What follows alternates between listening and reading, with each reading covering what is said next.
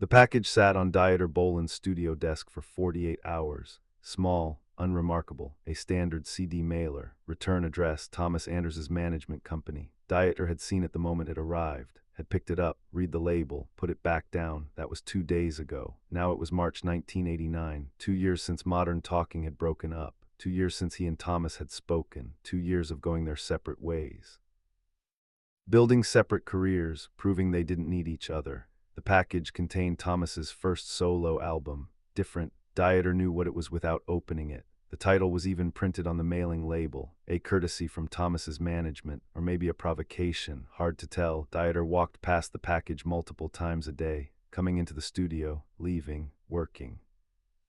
On other projects, each time he'd look at it, consider opening it, then decide not to, not yet, not now, maybe later. He told himself he was busy, had other priorities, other artists to produce, other projects demanding attention. The package could wait, but that wasn't the real reason. The real reason was simpler and more human. He was afraid to open it.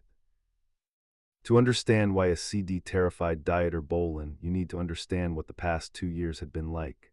When Modern Talking broke up in 1987, Dieter had been confident, cocky even. He'd built Modern Talking, written the songs, created the sound, made Thomas Anders a star. Without Dieter, Thomas was just another singer, talented but ordinary. That's what Dieter believed. That's what he told himself during their final arguments. You're replaceable, that's what he'd said, and he'd meant it. So when the breakup became official, Dieter had thrown himself into proving it. He'd launched other projects, produced other artists, created new sounds. Some had done well, moderate success, respectable chart positions, but nothing had matched Modern Talking. Nothing had captured that specific magic, that specific commercial success, that specific cultural impact.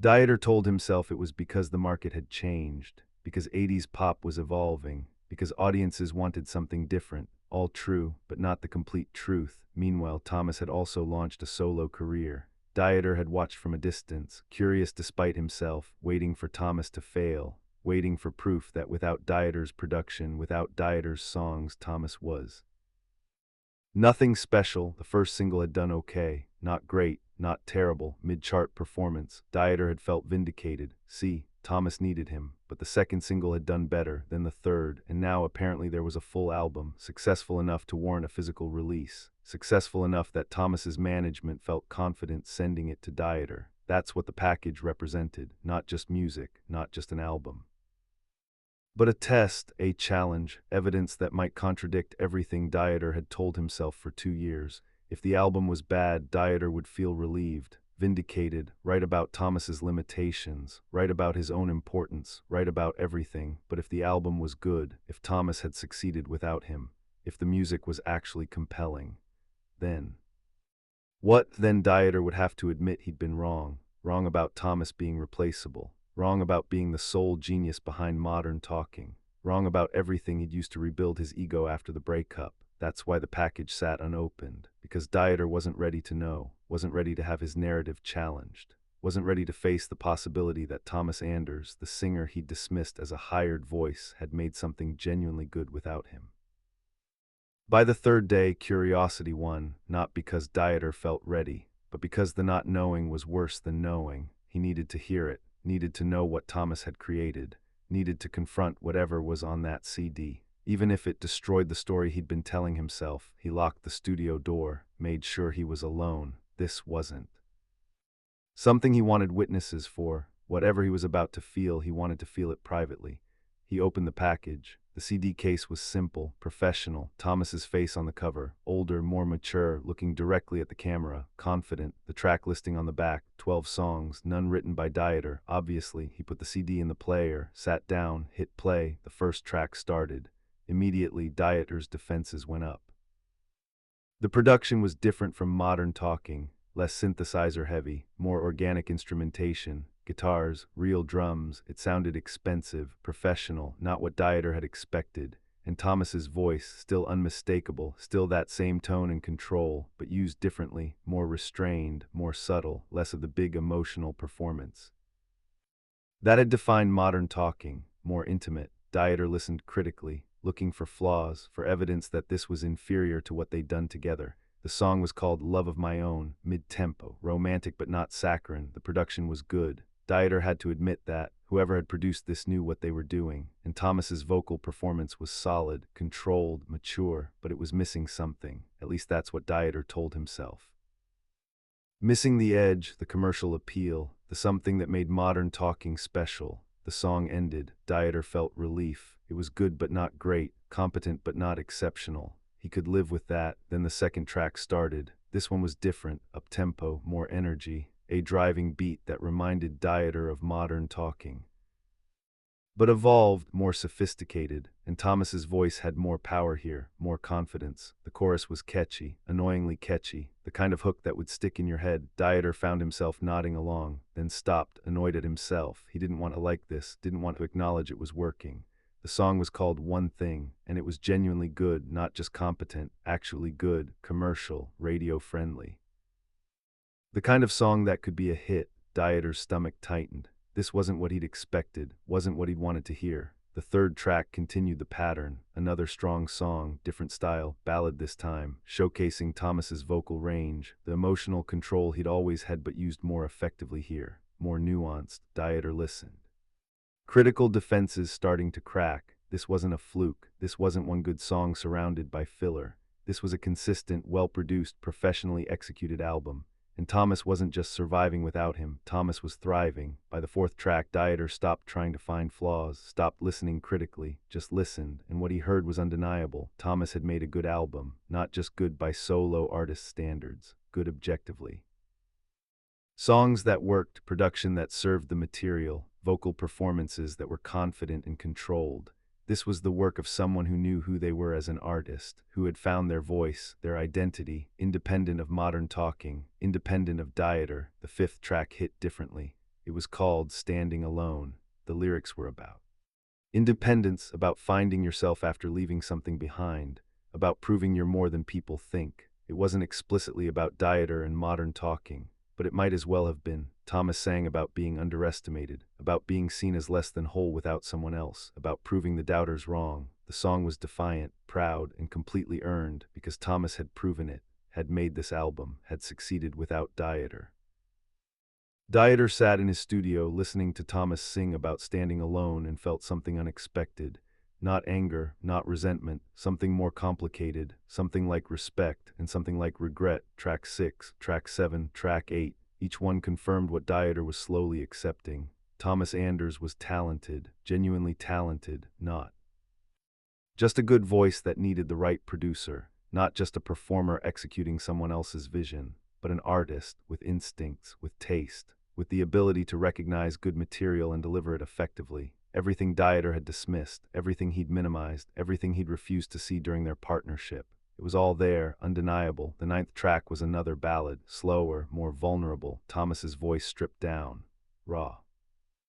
And in that rawness, Dieter heard something he'd never quite heard in modern talking, authenticity, not performance, not technique, just honest emotion, just Thomas being himself, without the production tricks, without the layers, just the voice and the feeling. It was beautiful. Dieter hated that it was beautiful, hated that he couldn't dismiss it.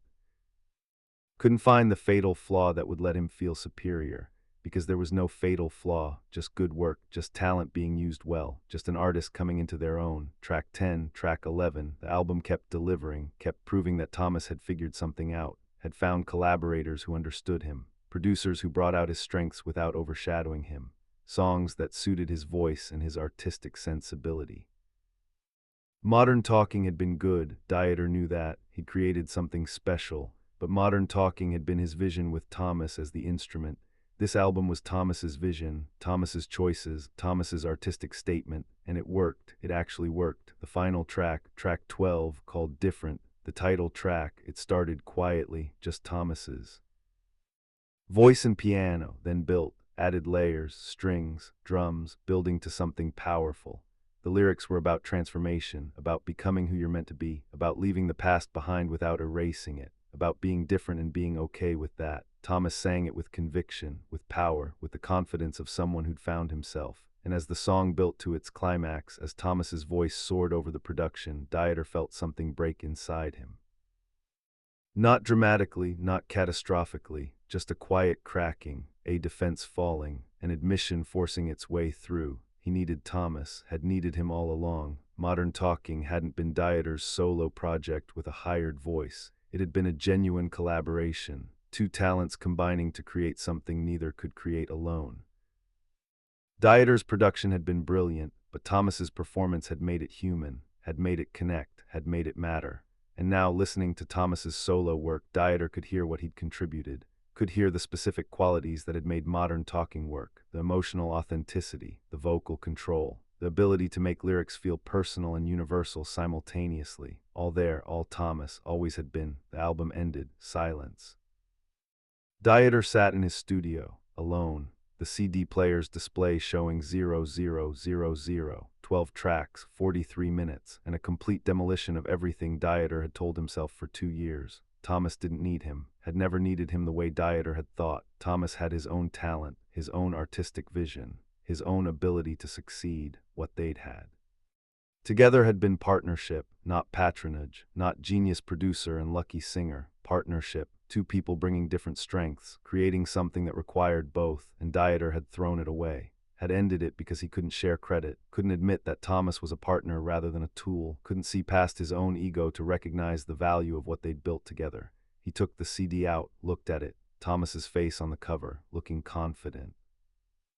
Looking complete, looking like someone who'd moved on. Dieter put the CD back in its case, put the case in his desk drawer, not thrown away, not prominently displayed, just stored, available, but private. He sat at his desk for another hour, not working, not listening to anything else, just thinking, about Modern Talking, about what? Lost, about what he'd been too arrogant to appreciate when he had it. The album had been good, that was the simple truth. Thomas had made something good without him, had proven he was more than Dieter had given him credit for, had shown that the dismissive things Dieter had said, replaceable, just a voice, lucky hire, all wrong, all unfair, all ego protecting itself from admitting partnership. Over the next weeks, Dieter found himself returning to that CD. Playing it when he was alone, studying it, not looking for flaws anymore, just listening, trying to understand what Thomas had figured out, trying to hear what he'd missed when they were working together. The album became a kind of mirror, showing Dieter his own limitations, his own blind spots, his own failures, not as a producer.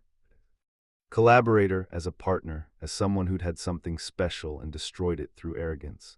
9 years later, in 1998, when Dieter picked up the phone to call Thomas about a reunion, he thought about that CD, about that afternoon in his studio, about the 48 hours he'd spent too afraid to open it, about what he'd learned listening to it, that Thomas was genuinely talented, that Modern Talking had been genuinely collaborative. That he needed Thomas as much as Thomas had ever needed him. The reunion happened partly because nostalgia was commercially viable, partly because both their careers had plateaued, but also partly because Dieter had learned something from different, had learned humility, had learned respect, had learned that admitting someone else's talent doesn't diminish your own. Those lessons made the reunion possible, made the partnership sustainable, made it work in ways the first iteration never had, because Dieter approached it differently, with less arrogance, with more respect, with understanding that Thomas was a partner, not a tool, not a hired voice, not a replaceable element, but a collaborator whose talent was essential to what they created together. The CD stayed in Dieter's desk drawer for years. He never told Thomas he'd listened to it. Never mentioned the 2 days of fear, never described what it had felt like to hear Thomas succeed without him. But sometimes, when Dieter was alone in the studio, he'd take it out, listen to a track or two, remind himself of what he'd learned, remind himself that ego is the enemy of good work, that respecting your collaborators makes you better, not weaker, that admitting need isn't surrender, it's wisdom. Different had been titled perfectly, because it was different from Modern Talking, different from what Dieter had expected, different from the narrative he'd constructed about Thomas's limitations, and listening to it had made Dieter different too, changed how he thought about collaboration, about talent, about partnership, not immediately, not dramatically, but gradually, persistently, undeniably.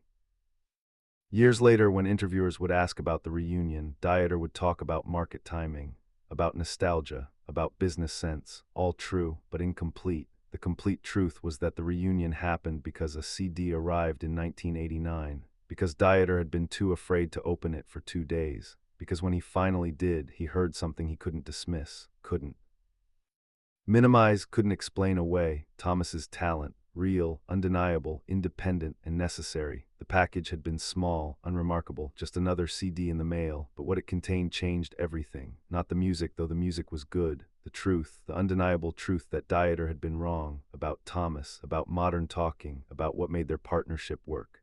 That truth sat in a desk drawer for 9 years, waiting. Until Dieter was ready to pick up the phone, to admit he needed Thomas, to rebuild what ego had destroyed, all because of a CD he'd been too afraid to open, too proud to admit he wanted to hear, too defensive to acknowledge might be good, but good it was, and that changed everything.